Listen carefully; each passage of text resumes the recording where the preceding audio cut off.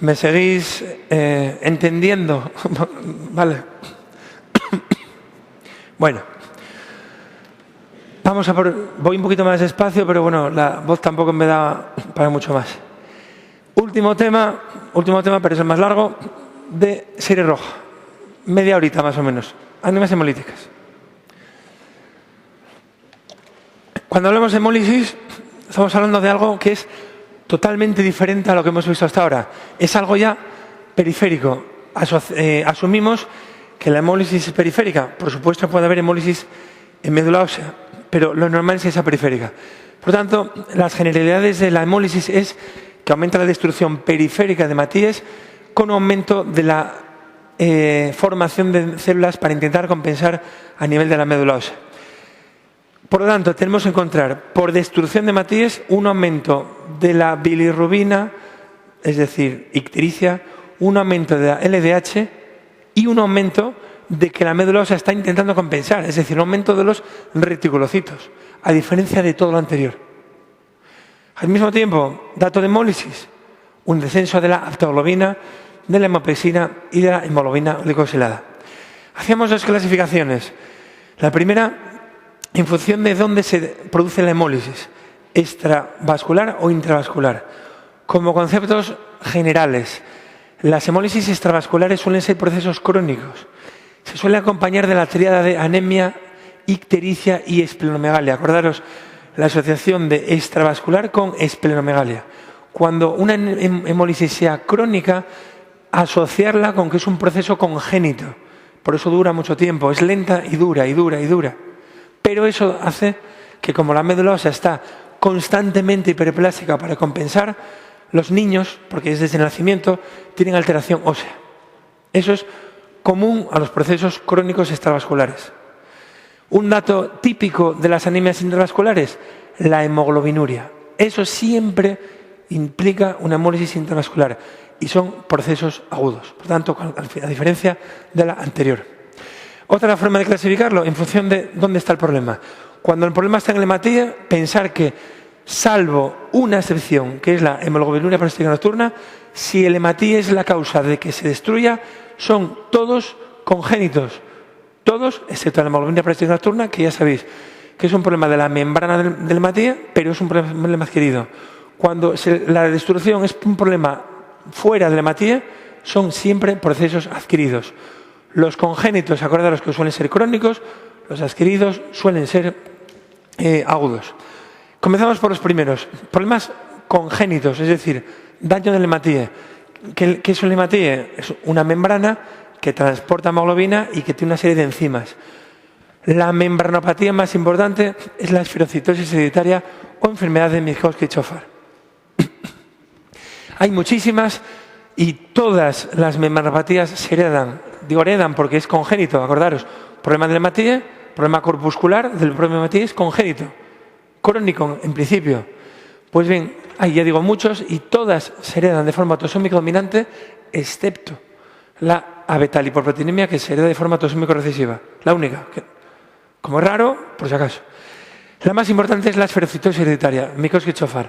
Es una alteración de la membrana que hace que los hematíes chupan sodio, absorben agua y cambian de forma, pero no aumentan el tamaño. Por eso yo las denomino siempre microesferocitosis hereditaria. Autosómico dominante, y como es un proceso crónico congénito, lo que quiero que recordéis es que habitualmente son asintomáticos. Cuando dan clínica, lo normal, algo de anemia, algo de ictericia, mínima esplenomegalia, pero lo normal es que no den clínica o muy, muy, muy leve. El diagnóstico con un frotis, se ven los esferocitos, es decir, volumen del hematía disminuido, se ven los microesferocitos. Mantiene la hemoglobina, por lo tanto, la concentración aumenta. Y el tratamiento, como excepción, somos médicos, hoy no somos cirujanos vasculares, somos médicos. Raro, pero ojo, tratamiento quirúrgico. Yo no puedo hacer nada para que el hematía no se forme así, porque es un problema congénito, pero lo que hago es elimino el bazo para que no se destruya antes de tiempo y, por tanto, evito la hemólisis. Tratamiento quirúrgico. Y si tras el tratamiento quirúrgico se mantiene la hemólisis, buscar un bazo ectópico. Acordaros eso, que no es raro. Esta enfermedad hay que recordarlo porque es la membranopatía más frecuente.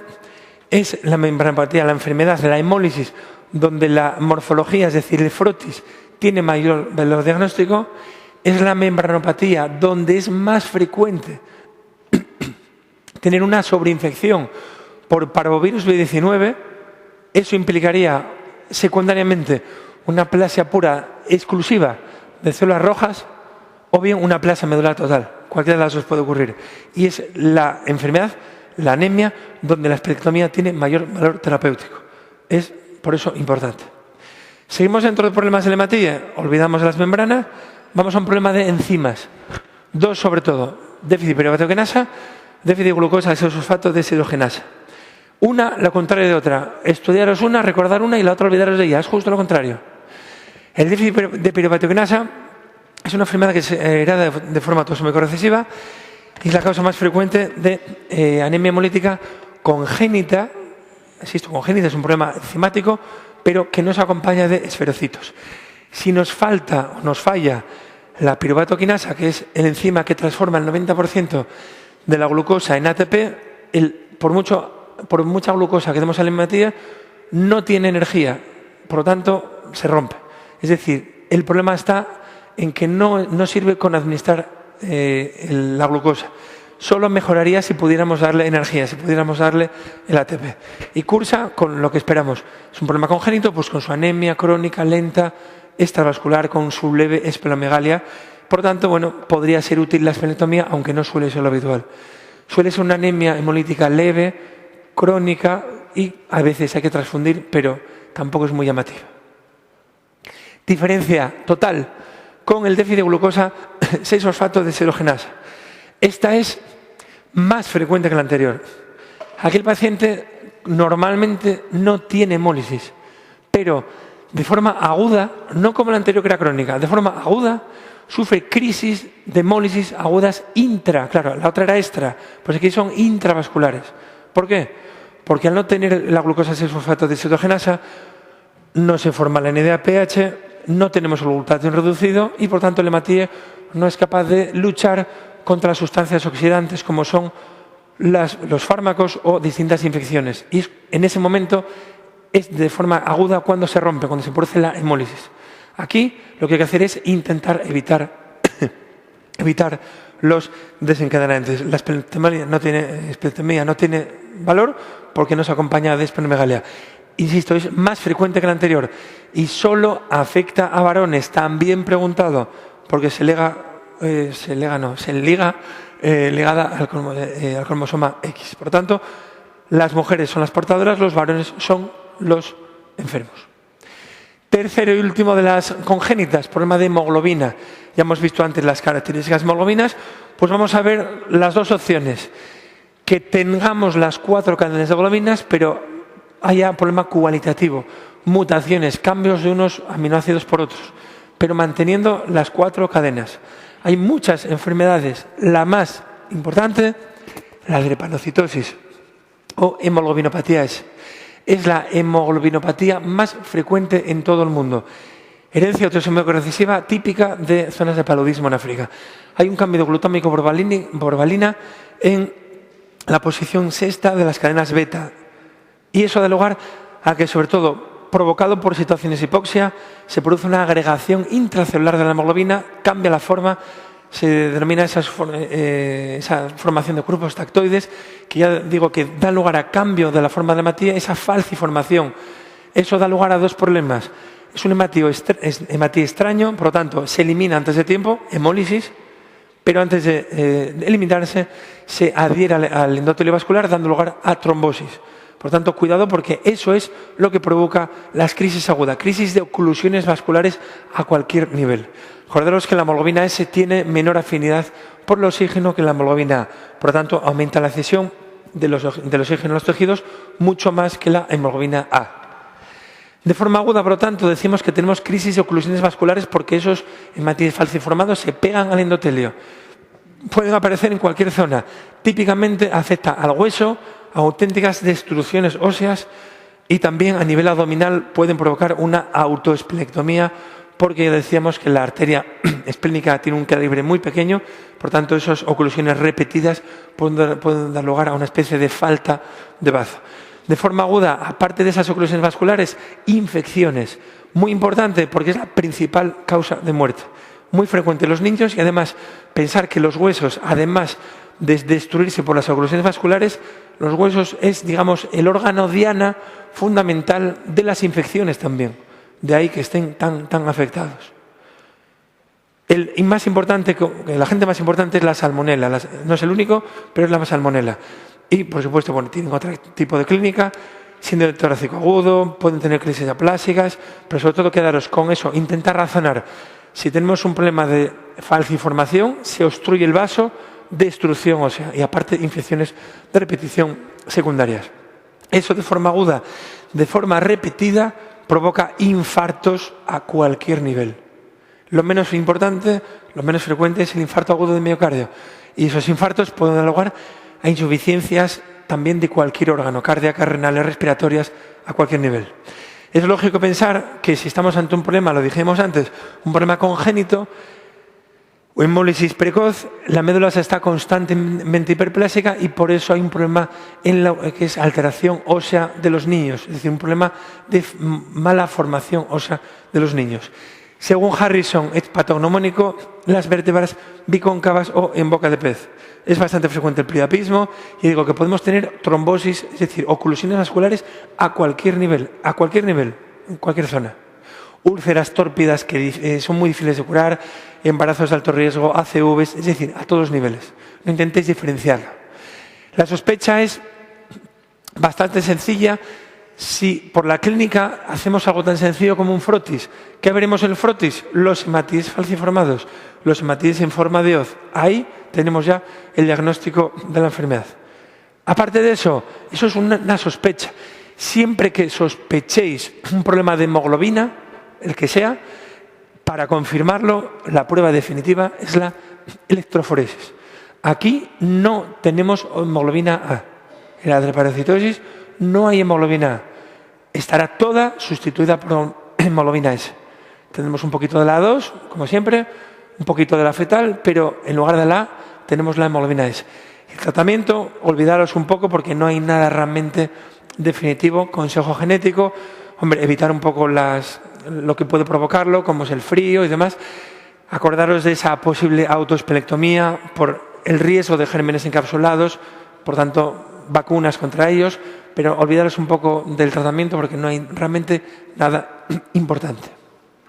Concepto de rasgo. Rasgo en un problema de hemoglobina significa que más de la mitad de la hemoglobina es normal.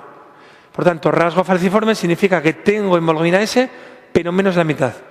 Es decir, tengo más del 50% normal. Y por eso raramente da clínica y raramente necesitan tratamiento. Segunda parte de las hemoglobinopatías, que nos faltan cadenas. Talasemias. Faltan cadenas. Si faltan unas, las otras se acumulan. Ya sabéis que son más frecuentes las beta-talasemias que las alfa-talasemias. Las beta-talasemias significa que faltan cadenas beta, por tanto, se acumulan las otras, las alfa. Y sería de forma autosómico recesiva. Las alfa-talasemias son muy raras, muy poco frecuentes. Si faltan cadenas, pensando en lo más importante, que es la hemoglobina A, que es el 97% del total, 2 alfa, 2 beta, imaginaos que faltan las alfa. Pues bien, tenemos 4 genes de cadena alfa. Si falta 1 o 2, no pasa absolutamente nada, asintomático totalmente. Si faltan 3 de los 4, tenemos hemólisis, pero es compatible con la vida. Y si faltan los 4, no podemos sobrevivir. Hidros fetalis, feto muerto. No podemos sobrevivir sin cadenas alfa. Son las más importantes, como concepto. Ha habido 2 preguntas solo, difíciles además, en toda la historia del MIR. Las que son muy importantes son las beta-talasemias, más frecuentes. Faltan cadenas beta, sobran alfa. Las alfas son las más frecuentes, decíamos, las más importantes. Por tanto, si yo tengo falta de cadenas beta, me sobran las alfas se unen a lo que hay, a las beta que existen, a las epsilon, a las delta, a todo lo que haya. Por lo tanto, ¿Cuál es la conclusión? Que aumentan las hemoglobinas extrañas, dicho de una forma. El aumento de una hemoglobina rara, la A2, la fetal y otras diferentes, eso lo único que implica es que sobran cadenas alfa. Por lo tanto, si sobran cadenas alfa, es una beta-talasemia. Porque recordar que la enfermedad coge el nombre de la cadena deficitaria. Deficitaria. Deficitaria. Bien, ahora sí. Pues bien, tenemos dos opciones. Como tenemos dos cadenas beta, pueden faltar una o faltar las dos. La más importante, esta, la beta-talasemia minor o rasgo beta-talasémico. De los dos, falta uno, pero hay una cadena beta. Por tanto, la primera conclusión es que si hay cadena beta, tiene que haber hemoglobina A. Estará descendida, pero la hay. Bien, ¿qué sabemos por el nombre? Que faltan cadenas beta. Como es minor, sabemos que falta una de las dos, y como concepto de rasgo beta-talasemia, significa que no tienen clínica y no necesitan tratamiento. Eso es lo más importante. Dos conceptos más. Es la hemoglobinopatía más frecuente en España. Y por encima de eso, es la única, me encantaría gritar aquí, pero no puedo, es la única anemia microcítica. Estamos hablando de talasemias, anemias microcíticas, no os olvidéis. La única donde el estudio del hierro es normal. 7 veces preguntado. Pueden preguntarlo de forma directa o sencillamente preguntan de anemia microcítica y os meten como opción una talasemia, porque es una anemia microcítica. Fijaros en el hierro. Si el hierro es normal, no hay más opciones de una beta-talasemia minor. ¿Qué más vamos a encontrar? Lo que decíamos. Estamos hablando de talasemias, problemas de hemoglobinas. ¿Quiero confirmarlo? Hago una electroforesis. ¿Qué encuentro? Que hay descenso de la hemoglobina A, pero hay algo de hemoglobina A. Y, consecuentemente, aumentan la A2 y la fetal. ¿De acuerdo? Por tanto, lo que os decía hace 5 minutos, eso ya sí, entenderlo, pero si no lo sois capaz de entender, empollároslo, que es un concepto. Si yo tengo aumento de hemoglobinas extrañas, es porque sobran cadenas alfa. Es entonces una beta-talasemia. Solo con ese concepto descartáis muchísimas opciones. Como la herencia es autosómico recesiva, ¿qué significa eso? Que si padre y madre, es decir, ambos progenitores son beta-talasemia minor, tenemos un 25%, es decir, 1 de cada 4 de sus hijos tienen riesgo de ser una beta-talasemia mayor o enfermedad de Kuhle. Muy grave, gravísima.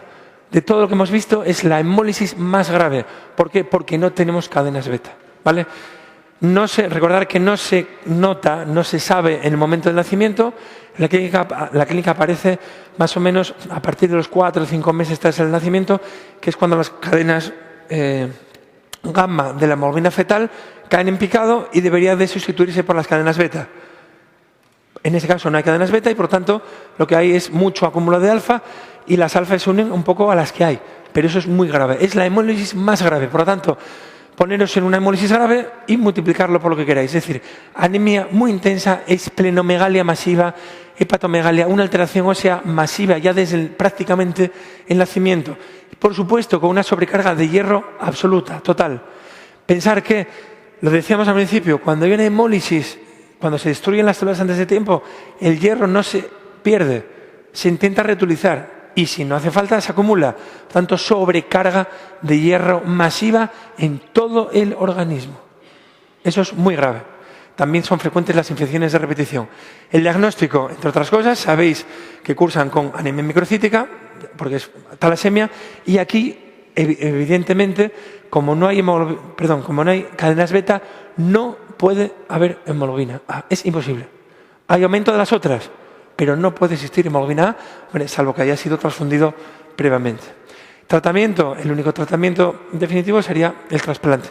Suelen fallecer por esa sobrecarga férrica, casi siempre a nivel cardíaco, suele dar lugar a fallos cardíacos secundarios. Y para acabar la serie roja, nos falta por ver, dentro de las anemias hemolíticas decíamos que podían ser congénitas por un problema de hematía o adquiridas. Es decir, la hematía no tiene culpa. Pues bien, el planteamiento de estas preguntas lo han hecho muchas veces, sobre todo en los últimos años. Por eso lo recuerdo ahora. Cuando tengáis datos cuando tengáis un caso clínico y datos de hemólisis, es decir, que es una anemia hemolítica, lo primero, olvidaros de lo que os preguntan, lo primero, que no tardéis nada. Fijaros, si os dan datos de algo congénito, herencia, su padre tuvo, su madre, no nos dicen nada de eso. O sencillamente es un niño ya de 5 años que ya tuvo transfusiones. Es algo congénito. Vale, cuando no sea eso, es adquirido, que es lo más frecuente. Y cuando se ha adquirido, lo primero que tienes que hacer es, primer diagnóstico, ¿inmune o no inmune? Son más frecuentes las no inmunes, pero les encanta preguntaros las anemias hemolíticas inmunes. Es decir, serían anemias hemolíticas adquiridas con la prueba de Kunz positiva. Ya sabéis que es inmune. Si no os hablan de inmunidad, es que no es inmune. Más fácil todavía. Pues bien, dentro de las inmunes hay varias clasificaciones. Vamos a ver muy poquito de las más importantes, de las autoinmunes. Existencia de autoanticuerpos. 3 enfermedades muy rápido y no os agobiéis con esto. Anticuerpos calientes, anticuerpos fríos y la bifásica. Anticuerpos calientes son de la clase IgG, luchan asociados al sistema complemento contra el sistema RH del hematíes, dando lugar a hemólisis extravascular. Recuerda que el dibujillo que veíamos en la primera y segunda vuelta, ya os acordáis de ello, porque bueno, por si os sirve, si no, pues nada. Y acordaros que estas anemias hemolíticas inmunes, autoinmunes, no estas, sino las autoinmunes en general, se asocian a muchas enfermedades autoinmunes. Por supuesto, a lupus, a otras enfermedades reumáticas, pero no os olvidéis de la hematológica más importante, de la única leucemia que se asocia a problemas inmunes, la leucemia linfoide crónica, que veremos dentro de un rato. ¿Vale? Lo más importante. ¿Cuál es el tratamiento? Como es inmune, siempre lo primero, corticoides, de mano, con o sin transfusiones, depende de lo que necesite el paciente, depende de la gravedad. Cuando no sean suficientes los corticoides, como es una anemia hemolítica extravascular, pues podemos recurrir a la esplenectomía, y si no es tampoco suficiente, pues tendremos que recurrir a los inmunosupresores. Eso es un poco el orden lógico de esta enfermedad. Anticuerpos fríos, las crioglutininas, se asocian sobre todo a infecciones de repetición, pero por supuesto también a tumores y, cómo no, a la leucemia linfoide crónica. Al contrario del anterior, son anticuerpos IgM, no IgG, que luchan junto al sistema complemento también contra el sistema antigénico II de los hematíes, que es muy extraño, dando lugar a una hemólisis intravascular. En este caso, el tratamiento anticuerpos, corticoides. ¿Se acompaña de esplenomegalia? No, porque es intravascular, no nos sirve. Si los anticuerpos no valen, directamente, aparte de transfusiones, los inmunosupresores. Y la tercera, hemoglobinuria paroxística friore. Solo con el nombre sabéis lo más importante. Si es hemoglobinuria, es intravascular. Ya no se acompaña de esplenomegalia, ya no es útil la esplenectomía. Eso es lo más importante. Se denomina paroxística friore o bifásica. Bifásica porque actúa en dos fases. Es un anticuerpo de la clase IgG que a bajas temperaturas lucha contra el sistema antigénico, grupo sanguíneo P de los hematíes, se pega a los hematíes pero no los destruye. Cuando sube la temperatura, temperaturas más o menos normales, es cuando se produce la hemólisis, la destrucción. De ahí el nombre de hemolipsina bifásica de Donald Lasteiner. Y el cuadro clínico pues, suele ser gente joven, con infección previa, que suele ser la causante, sobre todo la sífilis terciaria, y a partir de ahí tiene un problema casi renal, dolor lumbar, hemoglobinuria, escalofríos, fiebre. Pero yo digo, lo más importante para nosotros, ese es el dato de problema intravascular. Tratamiento, ya sabéis, es un problema autoinmune, corticoides, no se acompaña de esplenomegalia, pues directamente los inmunosupresores. Y lo último, estamos hablando de anemias hemolíticas no congénitas, sino adquiridas, pero ya Kunz negativo, es decir, no inmunes, otras causas. Hiperesplenismo, es decir, un bazo muy aumentado de tamaño, lógicamente es una causa de que la célula, aunque sea normal, al pasar por el bazo se rompa. Pero ¿qué quiero que recordéis aquí sobre todo? Lo que ya sabéis, los problemas vasculares. Da lugar a una destrucción, es decir, una hemólisis adquirida no inmune. no es un problema de anticuerpos, es un problema vascular. ¿Y qué es lo importante aquí? Que no me importa el tamaño del vaso, me importa que es el problema vascular. Por lo tanto, si lo sospecho, tengo que hacer un frotis. ¿Para qué? Para buscar los hematíes rotos, los esquistocitos. Sean problemas de pequeño vaso, los síndromes microangiopáticos, que veremos en la última fase ya, en la parte de coagulación, o son problemas de CID o de grandes válvulas, me da igual. Cuando hay un problema vascular, los hematíes y habitualmente las plaquetas, por eso suele hablarse de síndrome microangiopático, las anemias hemolíticas microangiopáticas con trombocitopenia. Por eso lo vemos luego al hablar de las trombocitopenias, porque tanto los hematíes como las plaquetas, cuando pasan por un vaso, alterado, raro, se rompen. Por tanto, ¿cómo se sabe? Buscar en un frotis sanguíneo los esquistocitos. Esto lo han preguntado muchísimas veces de muchas formas diferentes. Es un dato directo, no os vais a equivocar nunca. Por tanto, recordarlo. Resumen muy rápido, digo un poco por orden. La primera enzimopatía, déficit de piruvato quinasa, hemólisis extravascular. La segunda, déficit de glucosa 6-fosfato desogenasa intravascular. De las tres que vimos ahora autoinmunes, anticuerpos calientes extravascular, fríos, lo contrario, la intravascular, y la hemoglobinuria bifásica, ya lo sabéis, hemoglobinuria intravascular. Esto que puede no serviros para nada, no os ocupa nada de espacio y sí os puede servir un poco muchas veces para diagnosticar, muchas veces para descartar opciones de si se trata de algo extra o intravascular con su esplenomegalia o no, con su posible esplenectomía. Y acabamos la serie roja viendo una de las tres enfermedades más importantes de hematología. Lo han preguntado todo. La hemoglobinuria paroxística nocturna. Lo dejo para el final, ya sabéis, porque no cumple todos los criterios a los que estamos acostumbrados. Veremos que muchos sí, pero hay alguno que no. Por tanto, para no liaros, os la saco de todas las clasificaciones anteriores. Hemoglobinuria, ¿qué nos dice? Que es una hemólisis intravascular. Correcto, eso es cierto, menos mal. Paroxística nocturna, es cierto que es por la noche, pero no solo es por la noche. Lo primero que quiero que recordéis todo de aquí. Hay 10, 12 datos, son muchos. Vamos a insistir, pero vamos a intentar recordarlos. Primer dato importante, el nombre. A ver si os van a hablar de la enfermedad de Marchand-Micheli y decir, sí, me suena, pero ¿qué era eso?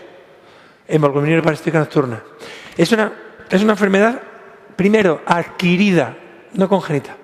Acordaros que es la única membranopatía, es un problema de la membrana de la hematía que no es congénito.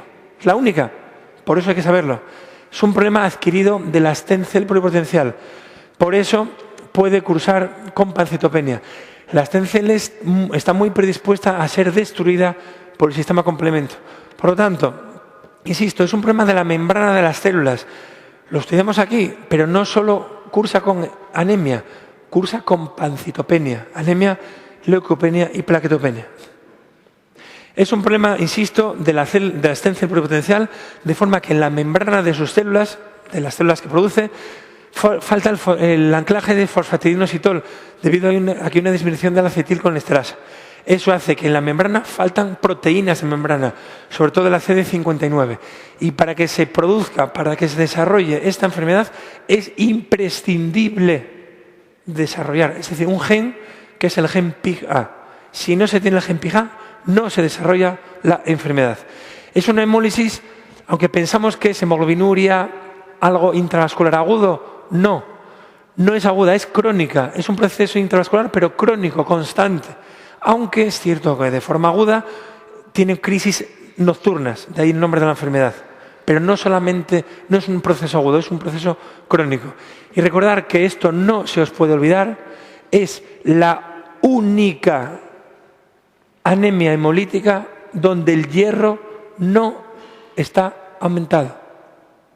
En todas las demás sí, porque se aprovecha. Aquí no. Única anemia hemolítica con hierro bajo porque se pierde por la hemoglobinuria, que es masiva. Por tanto, caso clínico, anemia hemolítica, donde te dicen datos de hemólisis y sideremia baja o ferritina baja, no hay más que esta. Hemoglobinuria paroxística nocturna. Única anemia hemolítica con hierro bajo y única anemia hemolítica donde es un problema del Mathieu y no es congénito, sino que es adquirido. Por tanto, es una anemia, insisto, microcítica. Acordaros, lo vimos al principio, siempre cursa con microcitosis la anemia ferropénica, las talasemias y la hemoglobina plástica nocturna. Por tanto, anemia microcítica con ferropenia, porque el hierro se pierde por la orina. Hasta ahí es una anemia ferropénica, es la más frecuente. Pero ojo, asociado a pancitopenia ya no es una anemia ferropénica. Y asociado a cuadros de trombosis, que es la principal causa de muerte por trombosis de venas suprahepáticas. Si colocamos la sangre de este paciente con sustancias que producen la destrucción, serían las pruebas de hemólisis ácida, tenemos el test de Ham y el test de la sacarosa, y con eso podemos hacer el diagnóstico de la enfermedad. De todas formas, lo más específico, recordar, demostrar la ausencia de proteínas de membrana, es lo más específico de todas las pruebas que os pueden dar. Y como todavía falta algo, solo hay 2 enfermedades donde la fosfatasa alcalina granulocítica o leucocitaria está disminuida. Aquí, en la fase crónica de la leucemia mieloide crónica. Es un estado pretumoral, puede evolucionar a leucemia aguda y el único tratamiento eficaz es el trasplante. Se está utilizando en los últimos años un anticuerpo monoclonal que es el eculizumab, que os suene, no cura nada, solo sirve para que en un 1% de los pacientes al cual se lo administramos no haya que estar transfundiéndolo constantemente. Es un avance más, pero desde luego que ni mucho menos cura la enfermedad.